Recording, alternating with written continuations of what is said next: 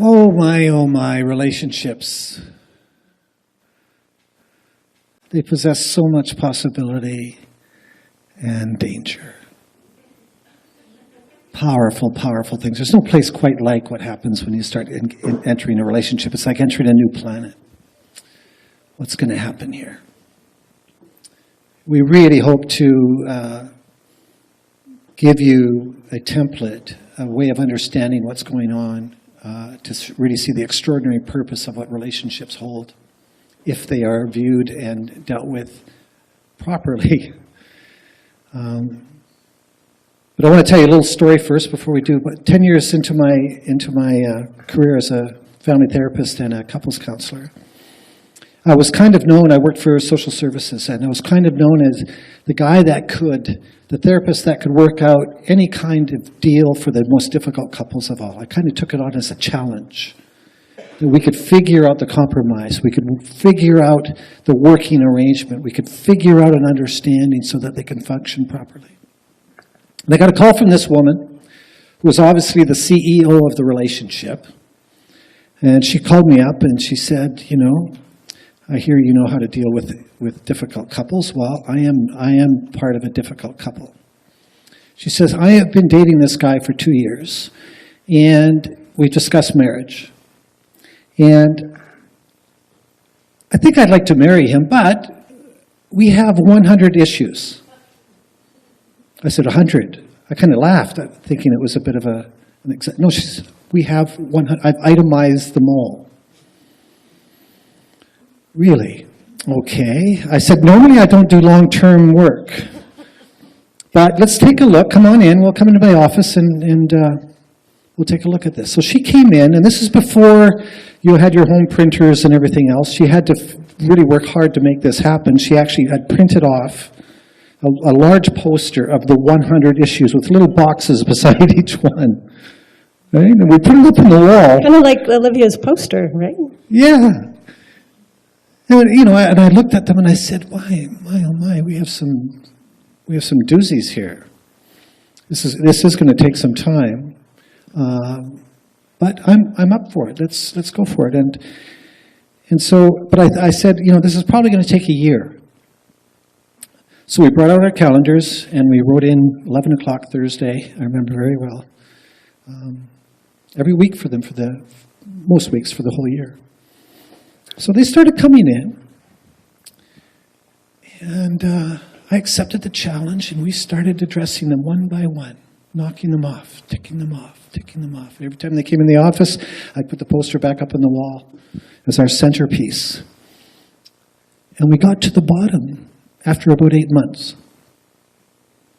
And I said, so when's the wedding? And she said, I'm not going to marry him.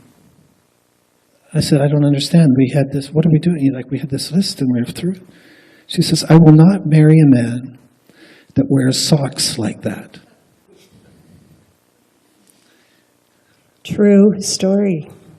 And for the first time in my career, I was speechless. I didn't know where to go. And it was kind of humorous. As you chuckled. I kind of chuckled. And what do you mean, socks? And then I looked at him and I kind of understood. But no, I thought,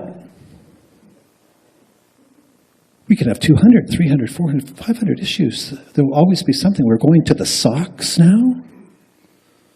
And I realized in that moment, it was a turning point in my career in terms of how I approach couples. And I realized in that moment that couples are not, this is so important, couples are not distant because of the issues. Right? You think you are. We have these issues, that's why it's happening. No. Couples need issues, need them to sustain a certain comfortable distance that they are familiar with.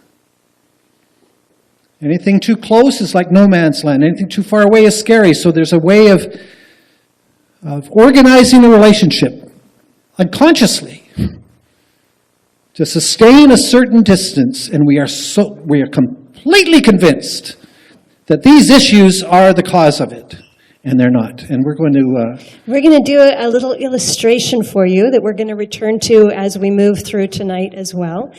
And this is exactly what was happening with us. with Dwayne and I, probably another 10 years after Dwayne learned this very important lesson in his counseling sessions about couples. So here we were. This is going to symbolize the distance that we allowed ourselves to get to one another. You know, Dwayne, I really miss you. I would love to spend a little more time with you. I'm thinking, how about an early dinner tonight?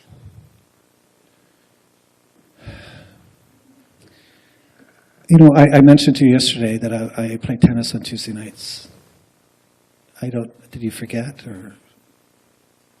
You know, relationships require time for two people to spend in them. You're the guy who goes out there and teaches all about relationships. Two people have to be in the same physical space at the same time upon occasion to have a relationship. I spend more time with you than I have ever spent with anybody in my entire life. Which is a sad thing. Oh, that's fine. Great. Fine. I'm sorry. You know, I hate when I get snappy like that. You know, that I feel embarrassed by talking to you like that with that tone. I know, I'm sorry. I'm really very sorry. You know what we need? We need a weekend away. This weekend. Away from you just can't leave well enough alone, can you? Really? That's right. where you're going to go right now? We're going to have dinner tonight. That's where you're going to go? It feels really good, and all of a sudden, now we're talking about the weekend. Forget it. Why? God. Just be alone. You know, I'm really sorry. I hate it when we fight like that. Yeah. And I just really want to hang out and spend time with you. Good. You know, maybe I should just plan it so that it works for both of us. Yeah, do that. Plan it, and I'll put it in my schedule, and I'll make sure I'll put it in our calendar. Yeah. We'll make it happen. That's how it could work. Yep. Okay. And you're going to have your own variation of that. And the point is, we get in these cycles, and we think the other person is causing our behavior, right? I have to do this because they that. And really, it's a pattern. It's a reinforcing pattern, and it sustains the distance that we complain about. So, bottom line, this dance is all about our wrestling match with connection. At the end of the day, this is the feeling of connection, the experience of connection is what determines the quality of our lives. Certainly that's something that we've learned after these many years in the counseling industry, and also research has shown very clearly that we're happier, healthier, live longer when we feel connected. And particularly in our intimate relationships, in whatever form that takes for you. And we have an illusion about romantic love, in that we don't see ourselves as necessarily active participants in it. We talk about falling in love, and when we hit these difficult times in relationship, we ask ourselves, am I still in love? As if it's this passive thing that just magically happens or strangely and weirdly goes away. The reality is, being in that state of love requires action. We're already taking action to take ourselves out of it. It requires a different kind of action to actually sustain it and stay in it. So this topic, 7 steps to a real relationship, we really have to begin we're going to begin with the bad news, as we typically do, so hang in there with us through the bad news. We have to begin by getting real about what we're up to. Because sadly, for most of us, this place where we're supposed to be the most loving is the place where we do an awful lot of harm in our close, intimate relationships. And there is a reason for that. So all of us, as soon as we are born, early on, the first part of us, the foundational part of our being to get wired is our emotional selves. And that's because it facilitates bonding with our caregivers. We're wired for connection before we're wired for anything. Our thinking brain, our intellectual brain, doesn't begin until about age 5 to 7 when you have your first sequential memory. That's when that thing is starting to kick in. This is important because it doesn't fully kick in till early adulthood. And so our capacity to feel and our desire for connection overrides our ability to understand for a long, long, long time. When things happen when we're young, and they might be things that are obviously traumatic, as when you're abused perhaps by a primary caregiver, somebody who's important.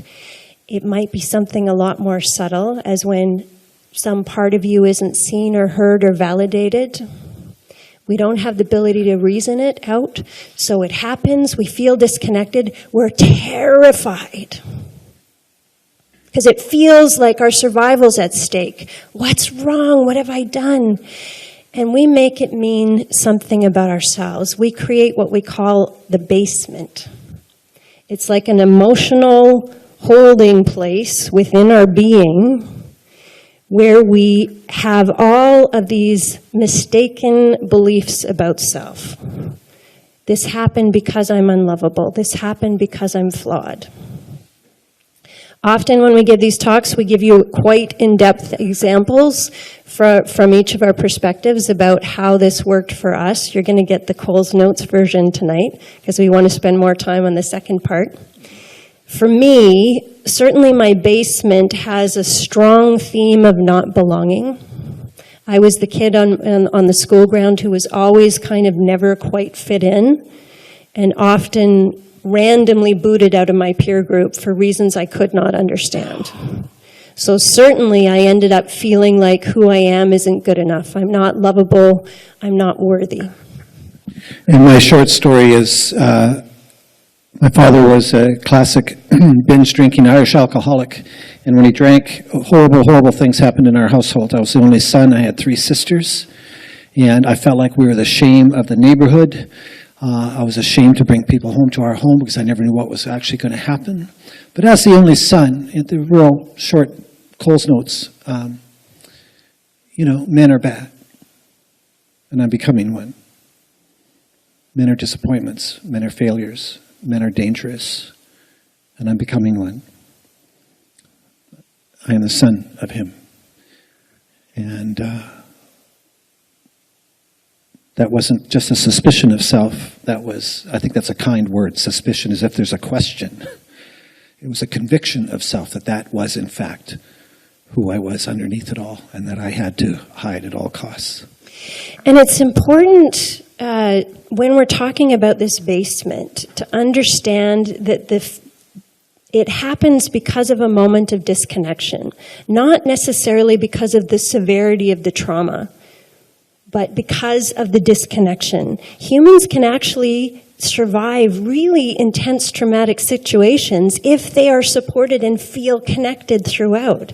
And on the other half, what would outwardly potentially appear like a minor breach can have a big emotional impact as well. It is the disconnection that's key here, because it is that disconnection that we end up replicating in our important relationships as adults. And this is because that basement is emotional. It is not intellectual. It's all about feeling. When you fall in love with somebody, that is also all about feeling. So all of your history about what happens when somebody's important wakes up. Doesn't wake up with your good buddies, doesn't necessarily wake up with your work colleagues, it wakes up here. So, we're showing 7 steps. This is called 7 steps to a successful relationship. All the way Just from keep your eyes on the bottom. Crisis to That's where we're going. celebration. And inasmuch as, particularly in the Western world and Western culture, how we view problems or difficulty, we see problems as problems rather than problems as being a part of a normal developmental cycle of every relationship. Every relationship is going to enter a crisis. Many relationships end at this point, saying, I must be in the wrong place. But actually, this is where the relationship can finally begin. When we hit this crisis point, the danger is that whatever does come up there, whatever feelings do rise, we hold the other person responsible for causing them. The battleground now is in the relationship, when in fact our partner is only triggering them. If you just reflect for a moment and you think about all your reactions when you're in a relationship, the charge that you get, tell me you never had that before you met this person. You brought it in with you, and this person is just firing it off. The other is knocking on the door to the basement in you. Right? They aren't the ones that put you there.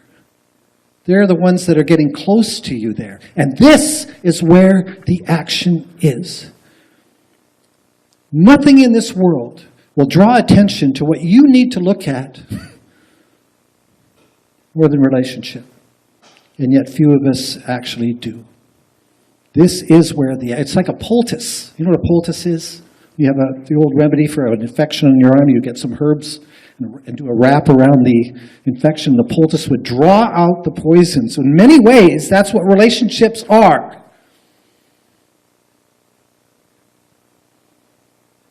But we don't know that because we're so busy reacting out of fear, much like we're going to demonstrate again another phase of this. Right. So this isn't necessarily conscious, but what is happening is this distance, right? This familiar, apparently safe distance that we gravitate towards, the minute somebody starts getting close, emotionally close, it's like, oh no, now you're going to see all the way into the basement. Then what's going to happen? And we start getting scared, and all of that stuff wakes up. So it's like in those moments, it goes knock, knock on the basement. And we also never witnessed closeness like this truly in our childhoods. And in as much as we can fantasize from a distance of how great it's going to be, this is the one I want, this is the one I want to be connected with, you'll reach this place where nobody in your family system has gone before you.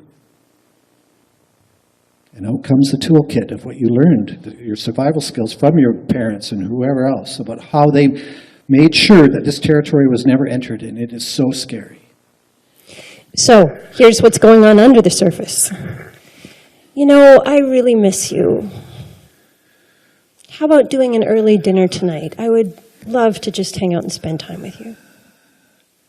And there's a knock on the door. Knock, knock, knock. He's pausing. He's pausing. I said that and he's pausing. Why is he pausing? Why is she pushing? She's pushing because she's gonna. I did something wrong. She's gonna start checking me. She's gonna ask me questions, and she's gonna find some. Yeah, I don't know. I don't feel safe.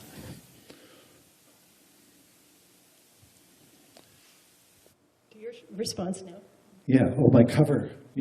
That's what's going on. Yeah. My cover is. You know, I told you. Yesterday, I have a tennis thing on Tuesdays at 5. Dwayne, you know, a relationship requires two people to spend time in it. Knock, knock, knock. I am a failure. I can't cut it. I'm not enough. I can't stand this. I can't stand this feeling. Well, I'm going to. Okay. What, you want me to cancel? You want me to cancel? Okay. Well, Frank, you know what happened the last time. That's fine. Yeah, it's fine. Fine then. Knock, knock, knock. Oh, crap. What have I done? What have I done? Can I not get anything right? Can I not get any relationships right? Knock, knock, knock. I don't know. You know, I'm just not. I should just go in some cave and just stop hurting people. I sorry. I just poke my head out and women get upset. I'm really sorry, you know? Lori? Yeah. And we're going to leap to the end now. I'll just plan something for us. How Yeah, about that? that's... So notice at the Put it in our end, it looks like we worked something out. Did we work anything out? Are we actually legitimately any closer? No, we just struck a deal because we can't stand the prospect of looking deeper or actually legitimately getting closer. So the second step is commitment. Now, the first two steps are guaranteed in all relationships. We're going to enter a crisis, right? We can appreciate that actually what happens. Might not always look dramatic, but it'll happen. So it doesn't mean you were in the wrong place. In fact, you were in the right place. You have to, in order to evolve in a relationship, you have to go through this crisis territory. The second one is commitment. You are going to commit to something.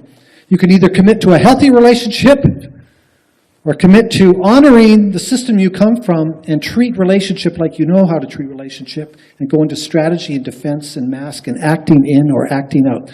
Those two, crisis and commitment, are going to happen. It's a question of what are you going to commit to? So there's two types of of alleviating this anxiety. One is called acting out, which is always going to be kind of visible or involve other people. It'll be kind of an amplification of the anxiety as opposed to acting in, which is trying to erase it completely. Nullify it. Shut it down. And it's kind of invisible. So we're going to go through some of these acting out behaviors. I want you to really think about what you relate to. It's really important. Which one do you identify as your kind of go-to? When your anxiety is up, you're in a relationship, things are happening, it's getting tense, what's your go-to? It's really important to identify that. Aggression is a big one. I'm just going to cover it up with accusation and opinion and offense by kind of diagnosing the other and telling the other what their problem is, that they, in fact, are the issue. Because I'm a therapist, I wouldn't do it so aggressively. I would do it sort of more professionally. Which was so much better. I think we're in the background, we're both writing reports about each other, like they're diagnosing each other. But what I would do is subtly make threats. That would be more, maybe this isn't really the place I should be, kind of subtly communicating that. This is a really big one, triangulating gossip and affairs. But one of the go-to for the Western world, or if not the entire world, is to find someone to talk to about your problem. That's why we have best friends. That's why I learned years ago when I used to go to Starbucks on Saturday mornings, one of my favorite things to do, and sit there with a newspaper and a cappuccino and pretend to be reading the newspaper while I was secretly listening to all the conversations. I was always amazed how you can focus your hearing if you really try. Peering in and listening to what people are talking about. And most people were talking about someone that wasn't there. Who the problem was. What her problem was, why was she this, why didn't she do this? You know what she did? I can't believe it. Why am I still here? I know. I really feel for you. Those kind of this kind of collusion and agreement about who is wrong and what has to happen in order for happiness to occur. It's never about self. That's why Starbucks is such a successful franchise industry, because everybody needs a place to talk. The big one is affairs, where you're really going to go outside of the relationship to find someone that's going to give you everything this one isn't giving you. Obviously, that is the problem. This one isn't giving me enough, and I can get it here. Very dangerous territory to enter in a relationship. And of course, exaggerating that principle of what do I think I need? I'm not getting it here. We're in crisis. It's not working out. I'm tense.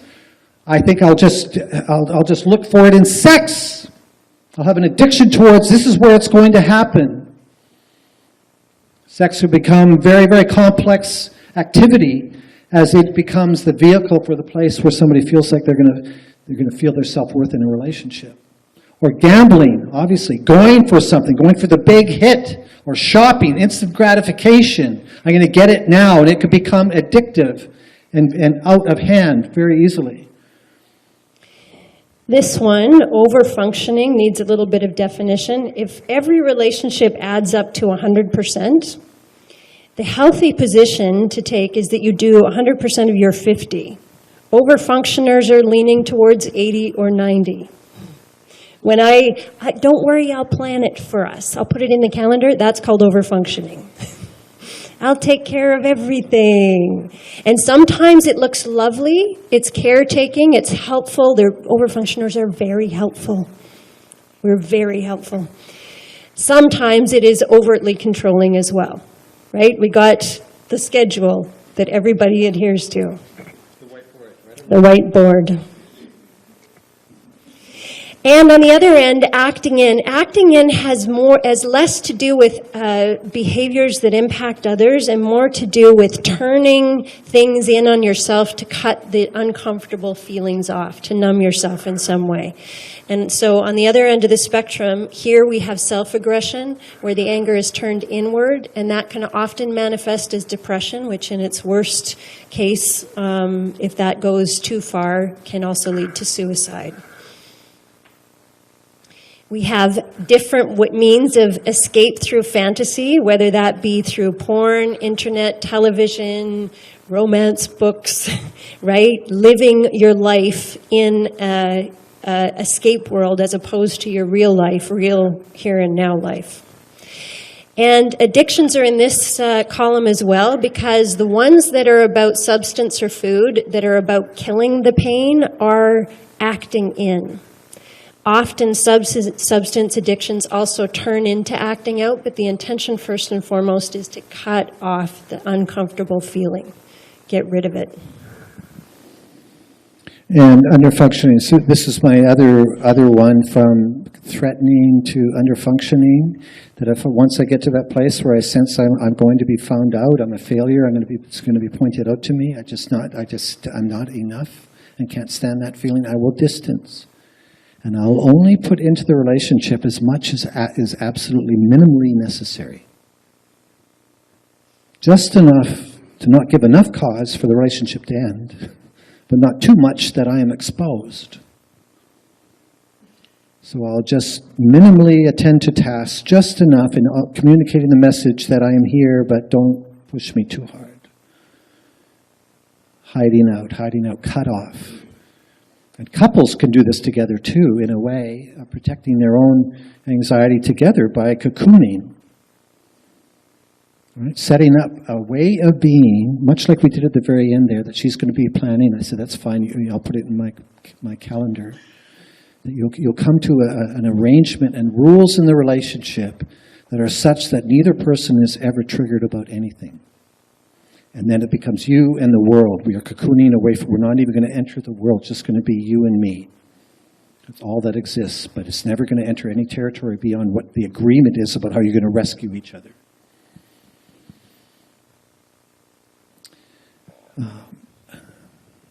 So the sad thing about all this is that every one of those behaviors, if they had a voice, they would say, do me, I will bring you peace and happiness. You know, we're not stupid individuals. We have brains.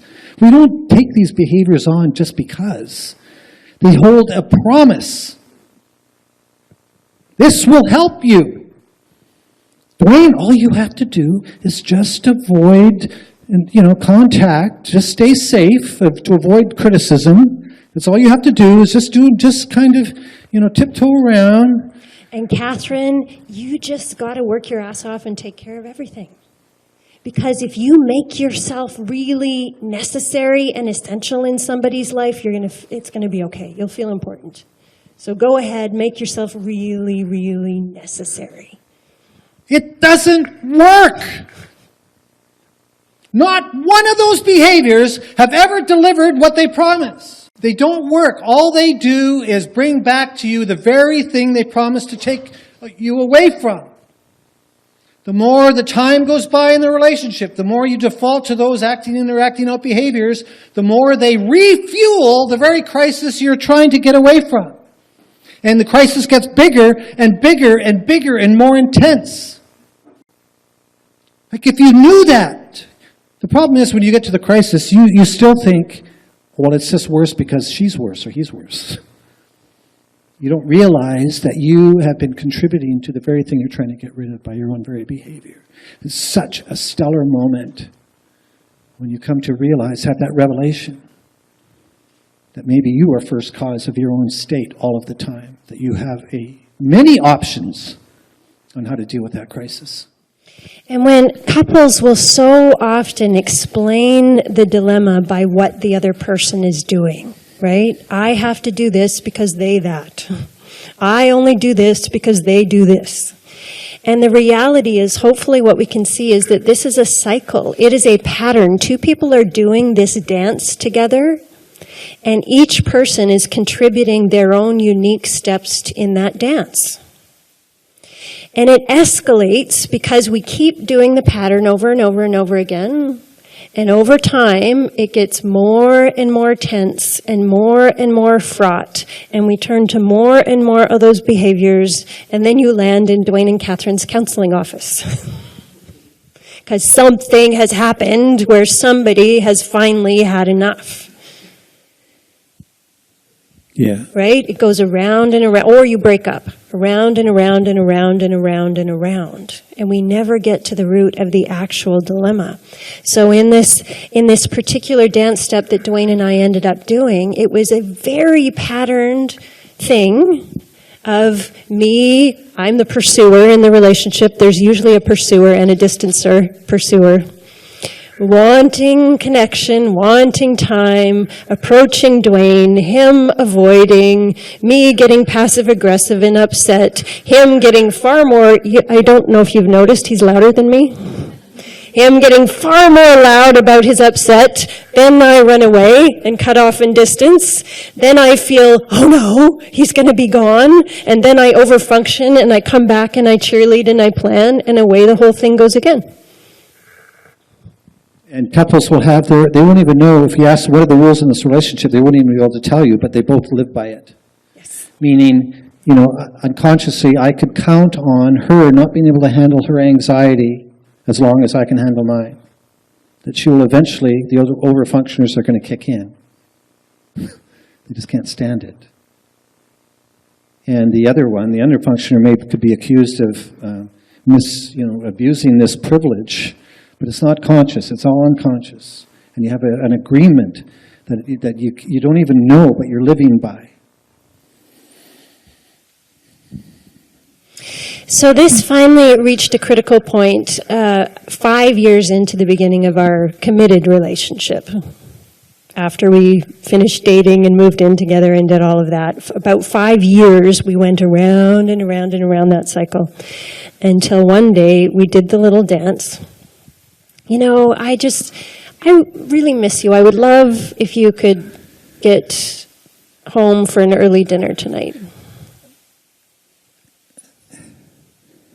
You're really into planning. And I about Tuesday nights at 5 o'clock. That's the only time I never get to play tennis. Well, you don't get to spend a lot of time here either. Relationships require two people to be in the same room at the same time doing something together.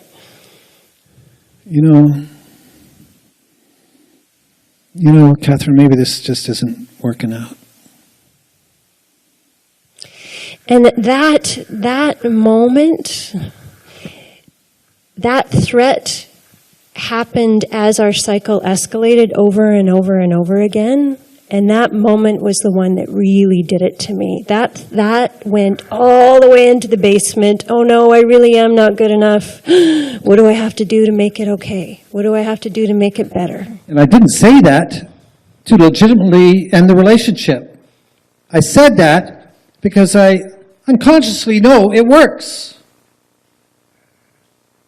Right? You could say, what a horrible thing to say. But when we're in the trenches in a relationship, you'd be amazed what comes out of your mouth what you haven't even awareness. All you know we've all said is some that it dreadful finds a things. way to get things back into some kind of safe, half-dead place. And I think, as I just said, we have all said dreadful things in relationship. When I started out, we have to start by humbly admitting that we can be at our most unloving in apparently the relationships where we love. We can behave in our most unloving way. So at this particular moment, Dwayne said that to me. Did you know that I'm a therapist? I could have written you at this time a report, a detailed report, telling you all about how come I was behaving the way that I was behaving, and perhaps an even more detailed report about why Dwayne was the way he was. What we know to be true is not the problem. The feelings are the problem. Our automatic fear-based responses, the thing that just wants to come out of us when we feel that discomfort, that is the thing. We can understand all of it in detail. That will not stop us from doing the crazy thing.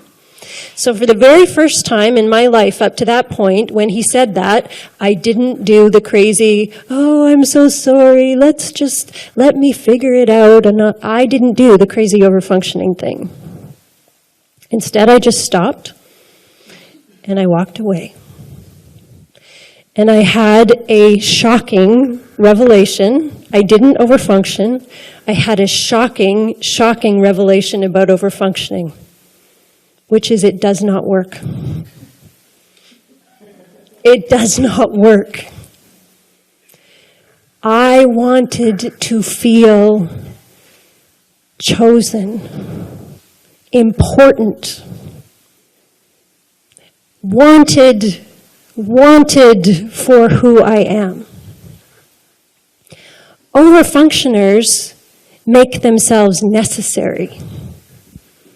But that's really different to be necessary than it is to be wanted and chosen.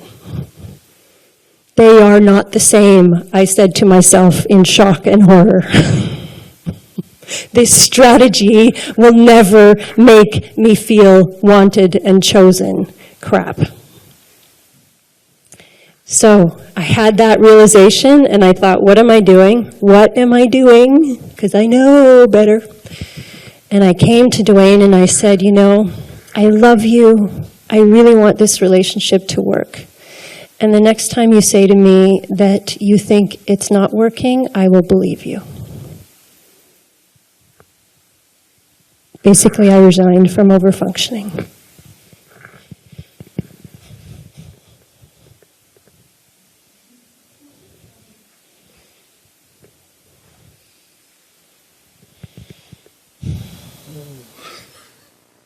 Oh, no. So this, hang in there.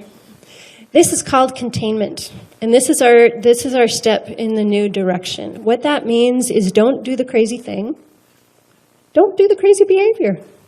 Stop. You are actually in charge of that.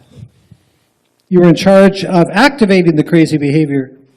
You're also in charge of having it stop so something else can happen. This is such a powerful moment. When Catherine did that, for her personally, and for you, for anybody that does this, you, as I said earlier, she's entering territory that no one in her family system has entered in a long, long time. And this is, when one person stops doing the pattern dance steps, the dance can't happen. It only takes one person to change the direction of the relationship. It takes two to decide to continue going in the new path, but it takes one person to actually change the pattern. And so containment involves, first of all, identifying what your pattern is and stopping. Don't do it.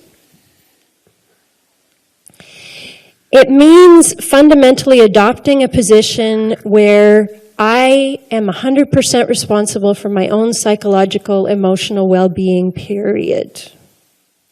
Understand this does not mean that we are saying that people's behavior doesn't have impact, right? When Dwayne says, maybe this isn't working out, of course that's not a cool thing to say.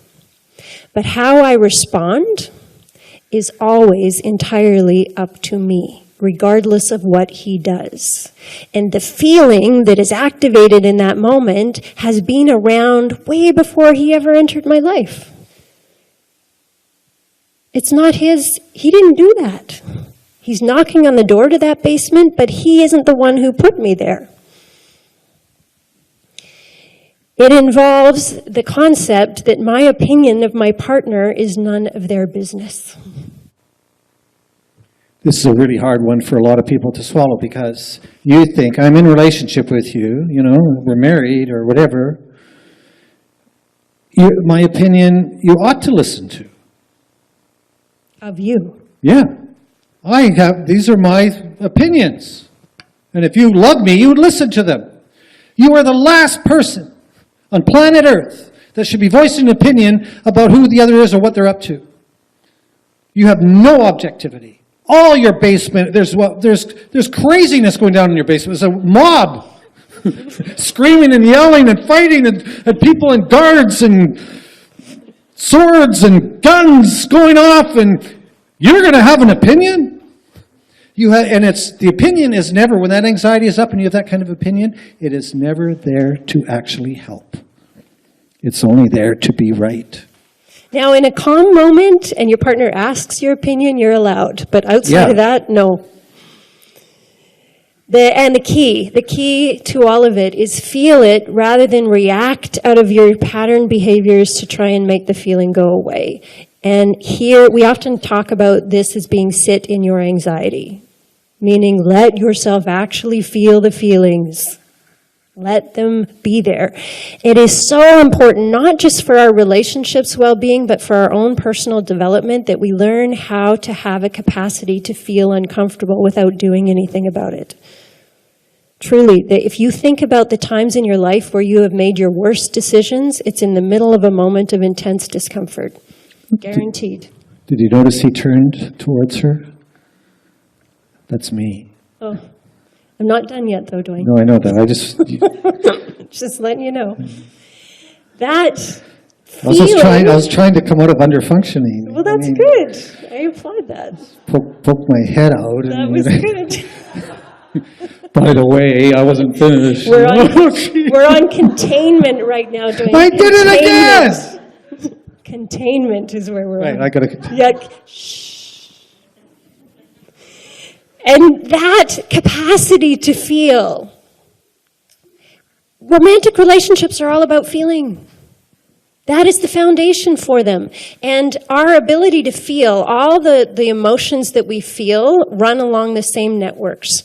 So if you try and cut off the ones that are uncomfortable, you're also going to rip yourself off from the good ones. So if you think about the way fear and excitement, just the physiological state in your body, they're very similar. Same is true with anger and passion. We have to let ourselves feel even when it's uncomfortable, and that then stretches our capacity on the positive end as well. Now So, you can speak to thank you. Thank you. You can stop containing. Something happens, something gets triggered. We, for the most part, think, I couldn't stop myself. I just responded. I just reacted. I just fired up. We think there's no gap between a trigger and our response, when there is. We have postulated that,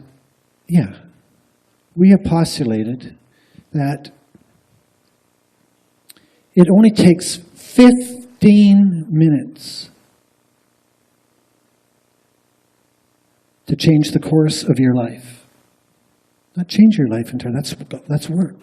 15 minutes to reflect, legitimately reflect. Asking yourself the question, what do I fear is happening? Instead of just, what do I have to do about this fear? What do I fear is actually happening? Therefore, what do I fear this means about me? To reflect on a long overdue meeting with yourself. You could spend an entire lifetime successfully maneuvering around that 15 minutes. Believing that if you entered that 15 minutes, you're going to die. When actually it's your birthplace. It's actually the place where somebody can meet you. 15 minutes is all it takes. 15 legitimate minutes of going where you haven't gone before, to enter the unknown, and to be truly vulnerable, responsibly vulnerable about what is actually taking place inside of you. 15 minutes, you will witness a whole other aspect of you that's just always hidden away. Somebody connecting with you on it, having a different experience of what actually happens here. Perhaps not what was told to you by your grandmother, because somebody did this a few years ago and everybody's been defending ever since. 15 minutes.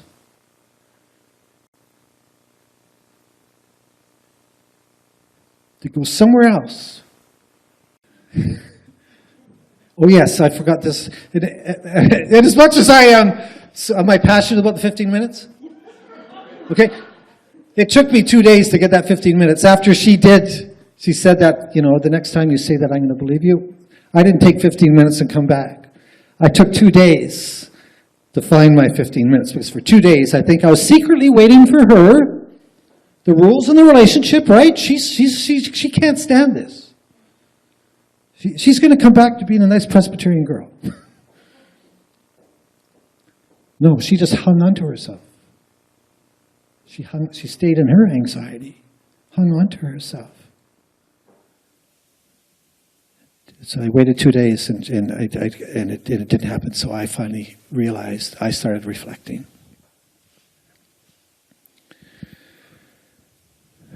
So step number 4 is confession. Once we commit to containment and begin to reflect instead of reload, you're going to find things. Find things that are going to be the fuel to this relationship evolving profoundly. It's going to have somewhere to go now. Because remember we said earlier, relationships are going to point out where the work is required. Nothing else is going to do it like your partner. It's just going to happen. And here it is. So 2 days later, she loves this part. She does.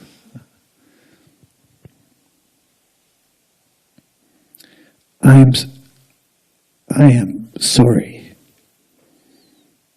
And I know I've said I'm sorry before, but I sometimes just said sorry just to make things okay. But I am sorry.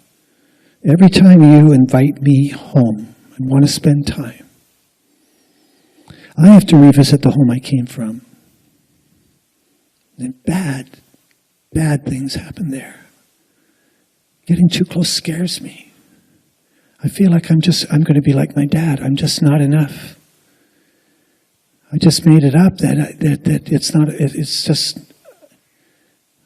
I'm just going to be made wrong. And I am wrong, that I am wrong. I'm a failure, just like my dad. And that is my problem. That's mine. I have been making it yours by telling you that you're needy, or you're controlling, or you're pushing things. You just want to be close to me, for God's sakes. That's all you want to do, is be close to me. And I've been punishing you for that. That's not fair. You will never, ever hear from me again that me explaining my pain by something you did. Never. And I'm also sorry because I have been managing and controlling you. And it's not fair, and it's not okay. I start to just get scared that who I am as I am isn't enough in this relationship. And so I'm all over you. Mm. I commit to letting you know me and choose me. At least get the chance to choose me. Mm. In many ways, folks, if you can relate to any of this, when this happened, we actually met for the first time. We no longer were who we thought we had to be, should be, supposed to be. We actually were who we are. And now there's somewhere to go. And this vulnerability thing always starts by stating a positive relationship message. When I said, I love you, I really want this relationship to work, that preceding any difficult conversation, why would anybody listen to you if you don't start with something like that?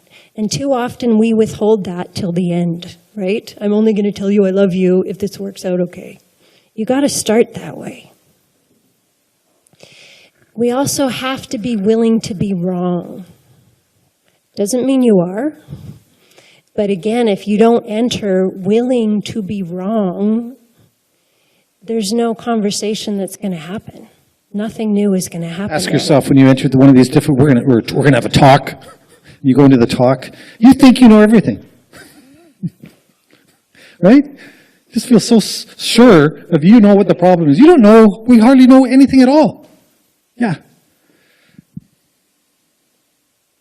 And to use I statements, and that doesn't mean I'm sure you've all heard that before.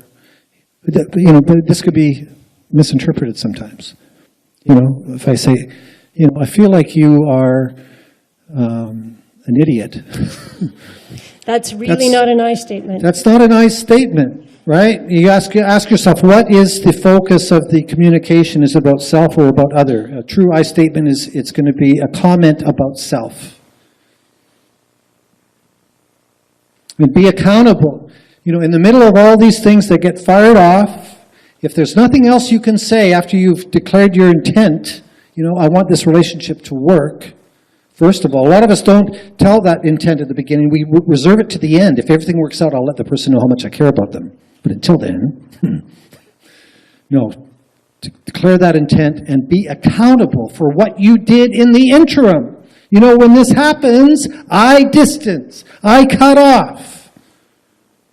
And that's not okay. That's not fair. I have many options there, and that's the one I chose, and I can be accountable for that. And the last one is transparency, being transparent. Certainly in primary relationships, you should always be transparent, which is the confession about how I feel and what's really going on inside of me. So communicating vulnerably at that level invites connection. If you think of the times in your life where someone has been legitimately vulnerable with you, your heart opens. Connection's where we started. This is what it takes to get there. Not all these crazy hide, pretend, defend, acting out and in strategies, but legitimate vulnerability. And vulnerability, connection, is ultimately what is required to correct all of that stuff in the basement.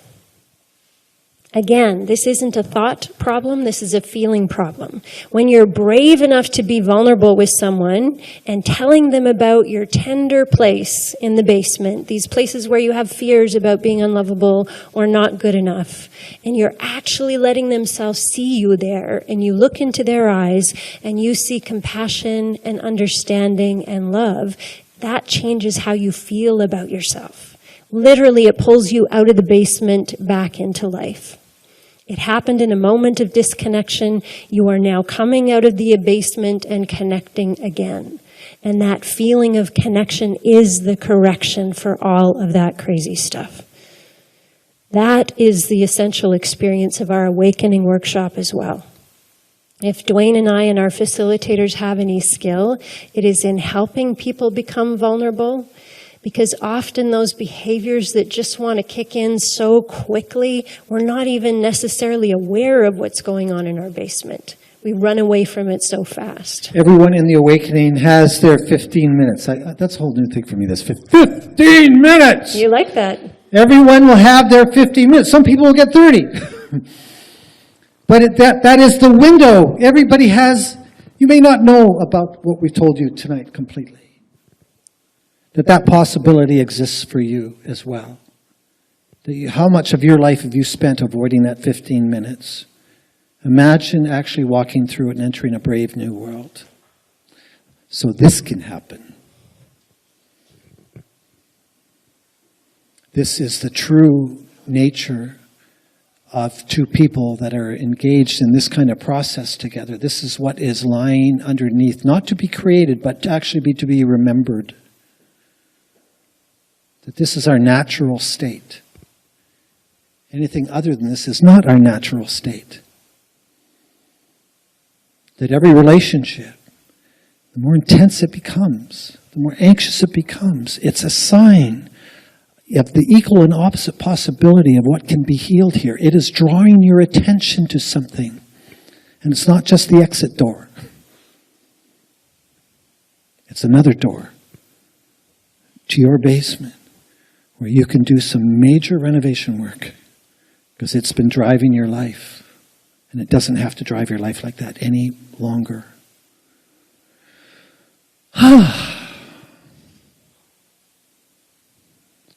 So there. Thank you. Thank you for your time and attention.